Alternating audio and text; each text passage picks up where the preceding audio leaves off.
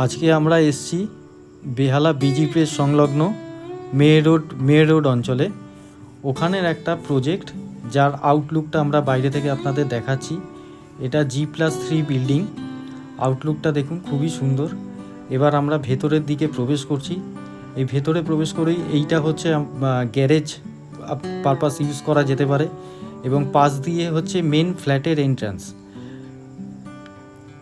এই ফ্ল্যাটের এন্ট্রান্সে ঢুকেই ডান হাতে পড়বে লিফট। লিফটটি রানিং আছে, দেখে আপনারা বুঝতে পারছেন।